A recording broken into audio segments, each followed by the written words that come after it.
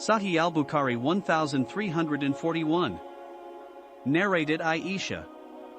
When the Prophet became ill, some of his wives talked about a church which they had seen in Ethiopia, and it was called Maria. Salma and Habiba had been to Ethiopia, and both of them narrated the church's beauty and the pictures it contained. The Prophet raised his head and said, "Those are the people who, whenever a pious man dies amongst them, make a place of worship at his grave and then they make those pictures in it. Those are the worst creatures in the sight of Allah." Sahih al-Bukhari 1342. Narrated Anas. We were in the funeral procession of the daughter of Allah's Messenger, and Allah's Messenger was sitting near the grave, and I saw his eyes full of tears. He said, "Is there anyone amongst you who did not have sexual relations with his wife last night?" Abu Talha replied in the affirmative. And so Allah's apostle told him to get down in her grave, and he got down in her grave and buried her. Sahih al-Bukhari 1343. Narrated Jabir bin Abdullah.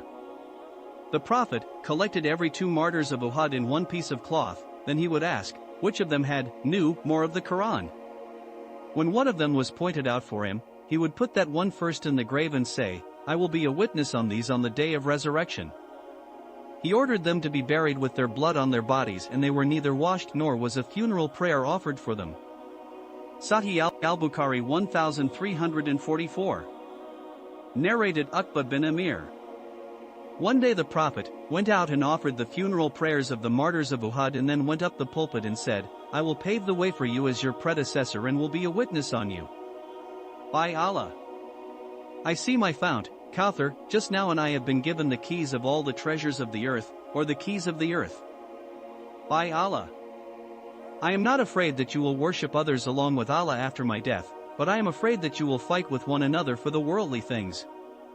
Sahih al-Bukhari 1345. Narrated Jabir bin Abdullah. The Prophet buried every 2 martyrs of Uhud in one grave. Sahih al-Bukhari 1346. Narrated Jabir. The Prophet said, "Bury them, i.e. martyrs, with their blood." That was on the day of the Battle of Uhud. He did not get them washed. Sahih al-Bukhari 1347-1348.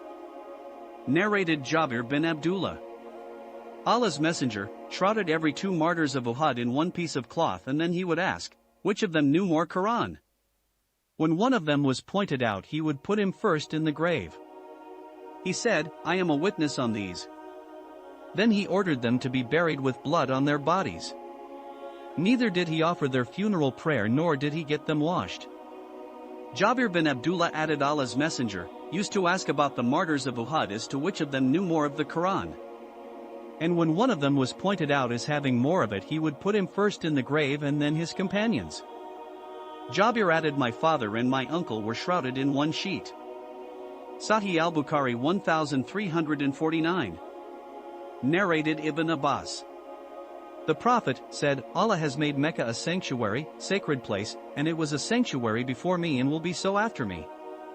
It was made legal for me to fight in it for a few hours of the day. None is allowed to uproot its thorny shrubs or to cut its trees or to chase its game or to pick up its fallen things except by a person who announces it publicly." On that Al-Abbas said to the Prophet, "Accept al-Idkar for our goldsmiths and for our graves." And so the Prophet added, "Accept al-Idkar." And Abu Hurairah narrated that the Prophet said, "Accept al-Idkar for our graves and houses." And Ibn Abbas said, "For their goldsmiths and houses." Sahih al-Bukhari 1350. Narrated Jabir bin Abdullah. Allah's Messenger came to Abdullah bin Ubay, a hypocrite, after his death, and he has been laid in his grave. He ordered that he be taken out of the grave, and he was taken out. Then he placed him on his knees and threw some of his saliva on him and clothed him in the Prophet's, own shirt. Allah knows better why he did so. Abdullah bin Ubay had given his shirt to Al-Abbas to wear. Abu Harun said, Allah's Messenger at that time had 2 shirts, and the son of Abdullah bin Ubay said to him, "O Allah's Messenger, clothe my father in your shirt which has been in contact with your skin." Sufyan added, thus people think that the Prophet clothed Abdullah bin Tubal in his shirt in lieu of what he, Abdullah, had done for al-Abbas, the Prophet's uncle.